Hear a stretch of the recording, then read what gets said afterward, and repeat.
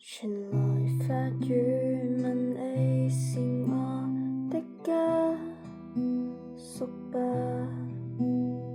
原來我已自那白浪之巔墮下，明明分開，為何打這號碼？你可會很不解我怎不刪了它？我知不該，但是不該，像某種流亡的愛，千里之外，聯繫還是依在。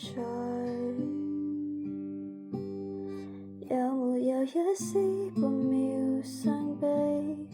要是我今晚異地喘氣，問你可肯即夜趕搭通宵客機？有沒有一絲半秒歡喜？